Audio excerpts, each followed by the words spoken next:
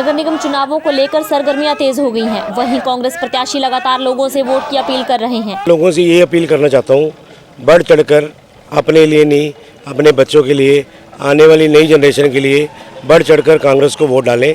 इसमें हम सबकी भलाई है। वार्ड 27 का दौरा किया तो वहां लोगों ने कहा कि कांग्रेस की ही जीत होगी और उन्होंने प्रत्याशी रेणु नेहरू पर अपना विश्वास दिलाते हुए कहा कि इन्होंने राजनीति में आने से पहले भी बहुत सारे काम करवाए हैं।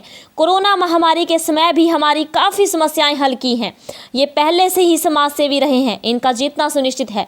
रेणु नेहरू ने कहा कि हमने पहले भी बहुत सारे काम करवाए हैं, हमारा नाम नहीं काम बोलता है। हमारे वार्ड 27 में सीवरेज की समस्या है और हम 1 साल में वह कर दिखाएंगे जो किसी पार्टी ने नहीं किया। उन्होंने कहा कि लोगों से हमें भरपूर समर्थन मिल रहा है और हम पार्षद बनते ही लोगों के काम करवाएंगे। सर, मैं तो यही कहना चाहूँगी कि मुझे बहुत अच्छा सपोर्ट मिल रहा है। सारे भाई बहन मुझे अच्छा सपोर्ट कर रहे हैं। सब यही कह रहे हैं कि मैम आप आगे बढ़ो, हम आपके साथ हैं। तो अगर उनका इतना मतलब विश्वास है उनका, तो मैंने उनके सारे काम करने हैं। इन लोगों ने 20 सालों में जो काम नहीं किया वो हम 1 साल के अंदर अपने भाई बहनों को विश्वास दिलाते कि पूरे शिवालिक बिहार के अंदर जितनी गंदगी है सब हमने 20 सालों में जो इन्होंने नहीं की वो हम 1 साल में करेंगे। शिवा इनक्लेव, उसकी एक गली है, वहाँ पर अभी तक सीवरेज की कोई पाइप तक नहीं डली है। तो वो लोगों ने जब मुझे बताया कि मैम यहाँ पर सीवरेज की पाइप तक नहीं डली हुई है, वो एक खड्डा करके उन्होंने वॉशरूम बना रखा है। आप ये सोचो कि आजकल के टाइम पे वो इस तरह से चल रहे हैं। उन्होंने सोसाइटी कटिंग करवा दी, सीवरेज की कोई पाइपें नहीं डली है। अब ये मुद्दा रखते कि ये कांग्रेस ने नहीं होने दिया। कांग्रेस तो अब आई है, वो तो इतने साल से सोसाइटी बसी पड़ी है। सर, यहाँ पर सबसे ज़्यादा प्रॉब्लम सीवरेज की है और रेन वाटर की है।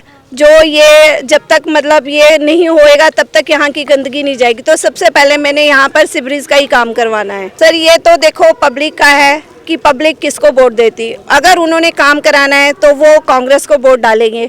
लोगों से मैं ये अपील करूँगी कि मेरी हाथ जोड़ के विनती है उनसे कि इस बारी कांग्रेस को सपोर्ट करो और अगर अच्छा कैंडिडेट चाहते हैं वो, तो इस बारी कांग्रेस को ही वोट डालें। देखो सर, ये एक मैदानी जंग है।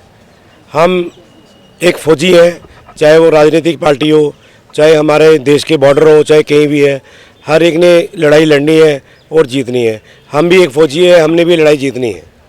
अब एक नया आदमी आ जाता है सडनली, तो वो तो पब्लिक को देखना है उन्होंने किसको वोट डालनी है, किसको नहीं डालनी है। सबसे पहले तो मैं जितने भी यहाँ पे 27 नंबर वार्ड के जितनी भी पब्लिक है, मैं उन सबको मुबारकबाद दूंगा कि आपके पहली बारी वार्ड के अंदर एक ऐसा निष्पक्ष सेवादार एक कैंडिडेट जिनका नाम रेणु नेहरू जी, जिन्हों को आज यहाँ पर पूरी पब्लिक ने सपोर्ट करके उनको उठाया। उनकी वैसे कोई इच्छा नहीं थी, वो कहते थे कि हमने सिर्फ समाज सेवा करनी है, क्योंकि उन्होंने अपनी एनजीओ बना रखी है नवजीवन वेलफेयर फाउंडेशन के नाम से। तो वो उसी के तहत अपना जो भी कार्य होता है वो उसको करते हैं। कल ये शिवालिक बिहार में नहीं, पूरे जीरकपुर में भी, आसपास के एरिया में कहीं भी उनको ऐसी दिक्कत किसी पब्लिक के साथ लगी तो हर टाइम ये नेहरू परिवार जो है, अपना पवन नेहरू जी का परिवार है, ये हर टाइम उनके साथ खड़ा होता है। देखो, वो टाइम ऐसा था कि जब आम पब्लिक अपने घरों के अंदर थी, बड़े बड़े लीडर जो थे अपने वो कहते कहते अपने घरों के अंदर थे, पर ये एक शख्स ऐसा था यहाँ पर शिवालिक बिहार के अंदर कि जो पवन नेहरू, जो अपनी जान की परवाह किए बिना, अपने परिवार की परवाह किए बिना, पूरा परिवार ने भी उनका सहयोग किया और आसपास की जितने पब्लिक थी उन्होंने काफ़ी सपोर्ट किया कि उन्होंने निष्पक्ष निर्डर, कोई डर ही नहीं था उनको, बिल्कुल ही वो नहीं था। जहाँ पर हमने ये देखा कि जहाँ तक वो कोरोना पेशेंट था वो वहाँ भी पहुँच जाया करते थे, बल्कि आसपास हम जो बड़े लोग थे वो कहते थे कि पवन जी आप थोड़ा सा संभल के चलो। वो कहते यार मेरे को नहीं कोई दिक्कत है भाई, मुझे मेरे एरिया से आसपास के जीरकपुर से कोई भी व्यक्ति को प्रॉब्लम ना हो, जहाँ तक मेरी सेवा होगी मैं पहुँचाऊँगा, चाहे वो सैनिटाइज हो, चाहे वो राशन का हो, किसी भी चीज़ की, किसी ने कोई दवाई मेडिकल का हो।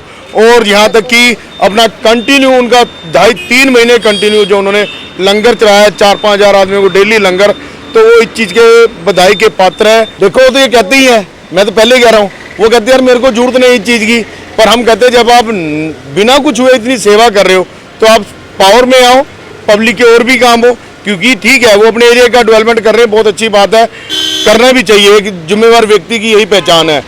पर इसके साथ साथ आज के टाइम में बहुत से बेरोजगारी है, अगर जो वो कहीं अपना उधर पे पहुंचते, पहली बात तो यहाँ से जैसे पब्लिक की सपोर्ट मिल रही है कि वो जीत चुके हैं, तो ऐसे जीतते यहाँ से काफ़ी युवा हैं आज के टाइम में, यंगस्टर हैं जो बेरोजगार हैं, उनको रोजगार देंगे वो।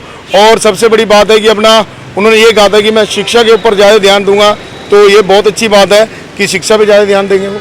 मेरी पब्लिक से यहाँ के 27 नंबर वार्ड से मेरी एक रिक्वेस्ट है, आप ये देखो कि आपके एरिया में काम कौन कर रहा है, जिसने काम किया उसको आप वोट दो।